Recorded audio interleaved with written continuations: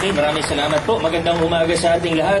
Vice Mayor Dodot at sa mga konsehal po natin, good morning. Sa ating mga kasama mula sa national government agencies, representatives galing sa BFP, PNP, and BJMP, sa iba't ibang opisina ng ating lokal na pamahalaan na nandito po, lalo na po yung mga host natin sa umagang ito. Dito po ang CTDMO, siyempre ang engineering natin. Akala ko yung mga nominees natin may question and answer pa bago natin piliin yung employee of the month. Office of the Building Official, hindi ko nakilala si Engineer Francis, bago ba salamin mo? Yung nandito sa listahan ko, Sir Tope, yung mga host lang. Yung Toro, hindi ko sama. Hindi ko nababatiin si Sir Rodel. Hindi. At sa lahat pa po ng nandyan sa likod, magandang umaga po. Hindi ko na masyadong hahabaan din dahil 8:15 na yata, ano? At alam kong excited na kayong pumasok, kaya iksiyan na lang po natin. Pero kukunin ko lang yung pagkakataon para pasalamatan ng lahat ng mga kawani natin na nag-overtime, nag-extra effort at nagpagod itong nakaraang mga linggo. Daming ganap, ano?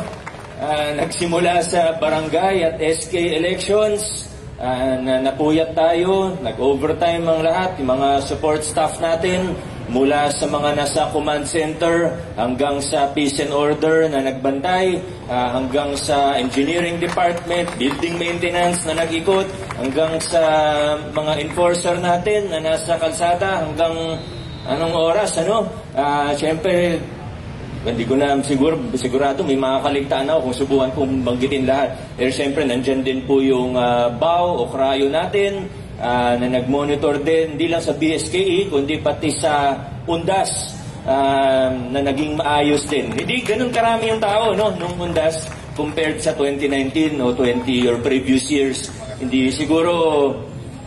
Siguro nasanay na rin yung iba na, dalawang dahilan. Siguro yung iba nasanay na rin na ibang araw pumupunta. Hindi na kailangan yung sakto, sa November 1. Yung iba naman, dahil super long weekend, at isa lang yung absentan pag magbabakasyon, yung Biyernes lang yung absent, di ba? Dinire-diretso na. At yung mga ibang kasama natin dito ay nagbakasyon po yata, at maganda naman yan. Di na natin babanggitin kung sino-sino. Ang importante, naging maayos, mapayapa, pareho ang UNDAS, pati ang BSKE po natin. Yung sa resulta naman ng eleksyon, hindi na ako magkukomento sa isa-isa na resulta sa 30 barangays natin. Pero masaya po ako dahil naging maayos, naging smooth, naging mapayapa. Tayo naman sa LGU, sa city government, naging parehas tayo sa lahat. At ang maganda po, anong barangay man kayo galing, kung masaya man kayo sa resulta o hindi po yun yung punto. Ang punto po natin, at masaya po tayo dahil siguro ito yung pinakamaayos at pinakamalinis na eleksyon na nangyari sa lungsod ng Pasig sa barangay level. Lalo na yung mga may first hand, yung mga experience, alam po ninyo na totoo yan. Siyempre, alam niyo naman sa Pilipinas, sabi nga nila, di ba, may kasabihan, walang natatalo, nadadaya lang. May mga aligasyon ng konti, pero kahit yung aligasyon, napakakonti po ngayon kumpara sa previous election. So, yan ang isa sa barometer o gauge natin, na talagang maayos po ngayon at malinis ang naging halalan. Again, nag-monitor tayo, kasama natin ng COMELEC, at kailangan ko rin pasalamatan ng DILG po natin. Si Ma'am Vita at ang kanyang team. Ma'am Vita, kaya tatago. Ma'am Vita at ang kanyang team, siyempre ang COMELEC, naging sa mga teachers natin. Pasalamat natin mga teachers natin, sakripi. Alam ko may allowance din sila, pero mas malaking sakripisyo yun kaysa benepisyo. Sila yung inaaway, sila yung... Siyempre, pagka alas 3, alas 4 na ng umaga, di mo maiwasan, magkakamali ka din eh. Ganun talaga. Lalo pag alas 10 na ng umaga, di ba, tinatapos mo na, naka 24 hours ka na mahigit na nagising. Talagang, pero sila yung nagawa nila ng maayos yung trabaho nila. Pati yung mga principals natin, buong DepEd natin, yung SDO, nandyan lang din sila nung hanggang natapos yung mga proklamasyon at hanggang sinuli mga paraphernalia dito sa tanghalan. Talagang nandun sila. Pero sa ating DILG, Ma'am Vita, nasan ka? Ayun, tago ng tago, Ma'am Vita. Maraming salamat, Ma'am Vita, sa buong team po ninyo. Hindi lang sa nangyari nitong nakaraang linggo, kundi pati sa tulong dito sa transition natin. Ngayong transition, medyo naiba, no? Nung una, akala natin, ng start ng term ay December 1. Pero meron utos galing sa national na pamahalaan, sabi nila, align daw yan sa decision ng Supreme Court na as soon as possible yung assumption of office. Ngayon, sabi naman ni SILG, ang ating SILG, si Sheikh Ben-Hur, talagang rin yan eh, sanay na sanay sa LG yan, kaya alam na alam niya kung ano ang dapat. At practical din na tao. Sabi niya, hindi naman pwedeng biglaan.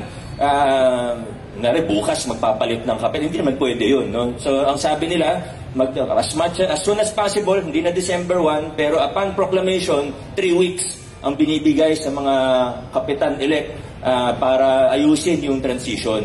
At kaya medyo gahol tayo sa oras, nakasuporta tayo sa mga barangay na magta-transition. Yung mga same pa rin yung nanalo, dire-diretso lang sila. Pero yung mga magta-transition ay nakaalalay lang tayo kasama ng DILG mula sa barangay newly elected officials na seminar o training hanggang sa pag-iimbentaryo nila. Tutulong lang tayo hanggang sa panunumpa nila at kung ano man ang mga pangailangan nila para maging maayos yung transition natin sa pangunguna yan ni Ma'am Vita. Hindi na nagtago si Ma'am Vita. Sa pangunguna ni Ma'am Vita at ng kanyang team. Basta kung anong kailangan sa amin, tutulong po kami. Siguraduhin lang natin na maging maayos yung transition. Dito rin makikita yung mga outgoing. Alam mo, sa totoo, di ko nabanggitin kung aling barangay, pero may isang natalong kapitan nung Undas, di nakaset up na tayo, di ba? Kung ano yung galing sa city, kung ilan yung tao galing sa atin, ilan yung galing sa barangay, ilan yung tanod na ipapadala nila. May isang barangay, iniwan tayo sa ere. Natalo ang kapitan, di na nagpadala ng tanod sa sementeryo. Yun yung nakatoka sa kanya. Makikita mo yung karos. Siguro hindi nagkamali yung mga taga ron. Napalitan na siya. Yun na siguro masasabi natin. Pero again, di na. Isushow cause order ko pa sana. Kaso, anyway, natalo na naman. 2 linggo na lang siya. Hayaan na natin. Tulungan na lang natin yung incoming. At nananawagan po tayo sa lahat ng mga outgoing, whether nag-expire yung term o natalo sa eleksyon, na gawin maayos yung transition. At sa tulong ng ating DILG, ng lokal na pamahalaan, ng BAO, ng Krayo, at lahat po ng offices and persons involved, ay ang maasa tayo na magiging maayos naman po ang lahat. Yun lang po muna dahil inaamoy na ako, bilisan na po natin. Nakakatuwa din dahil Paskong-Pasko na, Kung papansin po natin yung Christmas tree, hindi pa siya tapos. Pero nandyan na po siya. Pero kaya po nakakabit yung agdan. Sa November 15, ang naatasan po na magkabit ng star sa Christmas tree natin ay si Consial Buboy Agustin. So, abangan po ninyo yun. Merry Christmas po sa ating lahat.